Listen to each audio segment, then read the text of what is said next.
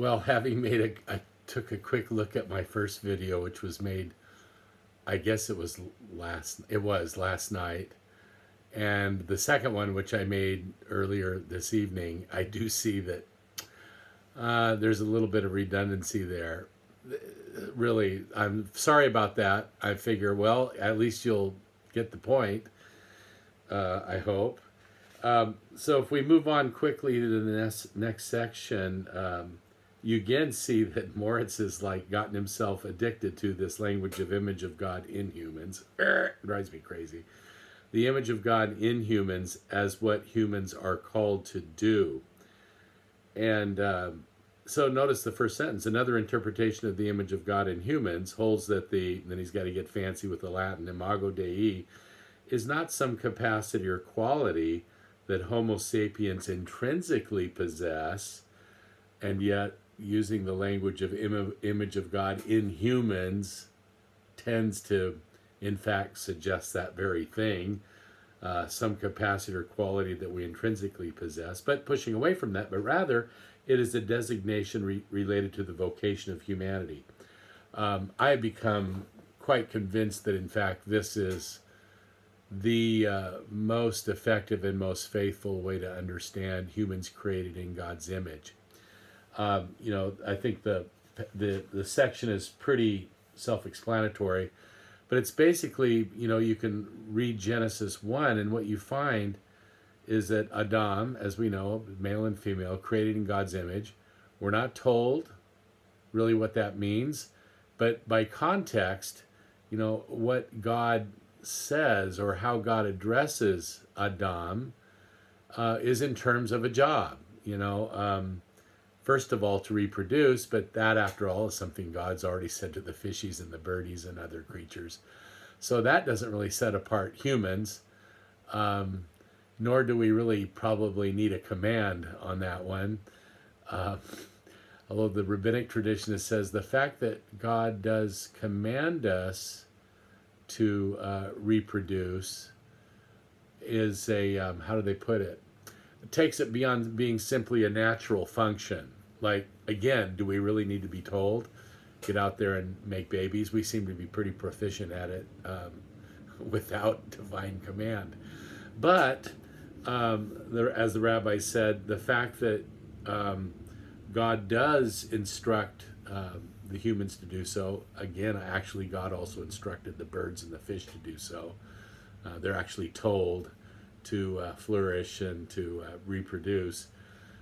So we might say creatures probably don't need to be told this, but by putting it under sort of divine commission, it sheds a different kind of light, perhaps, on reproduction, that especially for humans, it is not simply a natural process, which it is, but for those who believe and worship God, it becomes not simply a natural process, but somehow a divine commission. But again, a commission given to other creatures as well. So a point I make in Renewal in Love, that book, and so if you read it, you'll read that point, is that yes, humans are given this commission to reproduce, but other creatures were given the commission even before humans. And humans seem to have a job given to them that is to exercise dominion. We could probably look at that language, be a little more certain about it. It's right there at the beginning, so it shouldn't be too hard to find. If I get past, oh my goodness, there's a lot of introductory material there. 120, let us make Adam in our image. Let them have dominion over the fish of the sea, birds of the air, and all the stuff.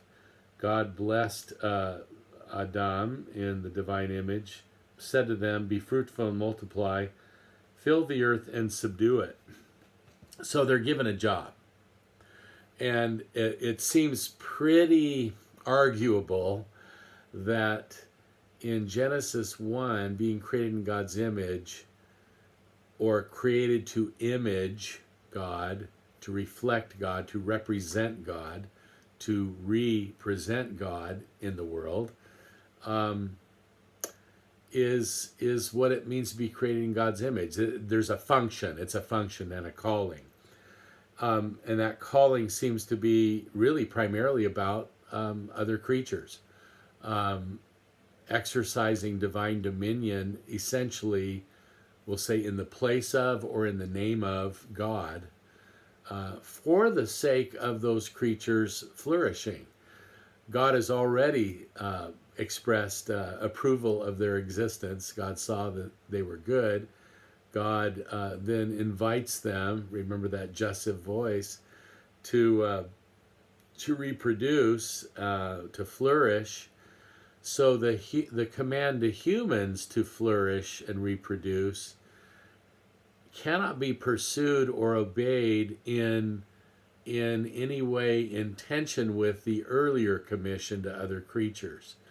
Not that we should think of it as a battle or conflict, but the point would be that our commission is not a commission to run roughshod over the land and the seas, because after all, God has sort of put us in charge and told us to reproduce. God has already told the other creatures to reproduce, and if we're here to represent or image God, then at least a significant aspect of our existence, it is arguable, would be to function in God's role or God's place in seeing to it that these creatures have every opportunity to flourish, to reproduce, to do well in creation. We might note too, while we're at it, this so be fruitful and multiply, fill the earth and subdue it. I talk about this term a little bit in Renewal and Love. Whether or not we've read it yet or not, I don't recall. Probably we have. But it's a forceful verb, to subdue it.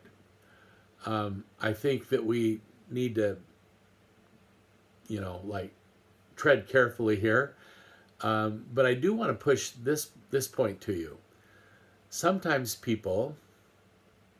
often people, we have a whole tradition in Christianity that basically assumes that creation was at the beginning perfect.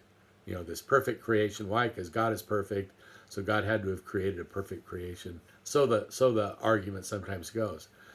But weirdly enough, obviously, aside from Genesis 2, where God says, "Hey, it's not good," and Genesis 1, certainly always God's estimation is that things are good. Not perfect. The term is tov, the Hebrew word, and I think it does mean good.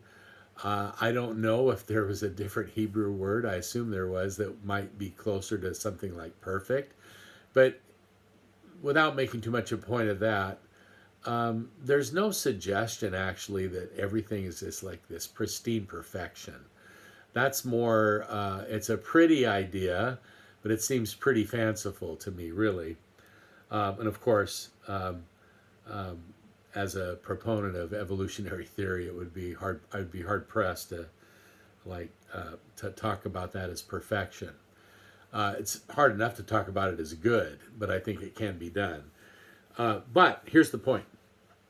That God says to Adam, male and female, subdue the earth. And that involves some kind of rather forceful action. What did the biblical writer or writers have in mind there? We don't know really, but subduing probably would include things like building dams, to direct water in certain ways, maybe for agricultural purposes. It could possibly involve building fences, doing the sorts of things that alter the landscape because we're trying to bring the world in which we live into greater conformity with our needs and our desire to flourish. But part of the implication of this term is that, like if you had a perfect creation, what would there be to subdue? where would be the role of the human in subduing the land if everything's perfect? So we get more of an idea of a creation that still requires work, some form or forms of subduing, whatever is implied there. But and therefore, again, part of the vocation. We can't even say really that being created in God's image is about God speaking uniquely to humans, because God is portrayed as speaking to the other creatures before humans even exist. Granted, it isn't a deep thing, but it's the be fruitful and multiply. I mean, the same thing God says to the humans, we find God saying to the fish and the birds and so on back in verse 22. So, summing this up, the idea that being created in God's image has to do with being called by God, creatures, part of creation, part of the sixth day, land animals, who are set apart and called by God for a purpose or a function. I'm quite persuaded by this. I think that Moritz mentions either in this section or another one about what we believe to have perhaps been the political practice that sheds light on this idea that humans are created in God's image, and that was the practice of kings, pharaohs, various rulers having likenesses of themselves, like a statue probably, erected in various parts of their domain over which they ruled. They could only be in one place at one time, so to have an image of oneself erected, like to represent the king or the pharaoh, standing in sort of like by proxy. So the difference here in Genesis would be that God creates humans for that role within creation, not like statues, but actually living creatures who are to be the image or likeness of God in the world. And again, I want to say, as far as Genesis 1 is concerned, and with this I'll finish this lecture, or this section. As far as Genesis 1 is concerned, this is a function or a duty that human beings have in relationship, not to one another particularly, but in fact to other creatures, non-human creatures. John Wesley would later call this, he had various aspects to being created in God's image, and this one he identified as the political image of God. Political in the sense that human beings exercise a ruling authority in the polis, or the living community that is creation. This idea has gotten us into trouble at times. By us, I mean Western human beings and our technology and our thirst for power and our self-aggrandizement. But, it is part of Genesis 1. Image of God is a calling upon humans to, in their lives, represent or to represent God, to image or reflect God in the world, particularly to other creatures, and particularly to our pets, like, Coco.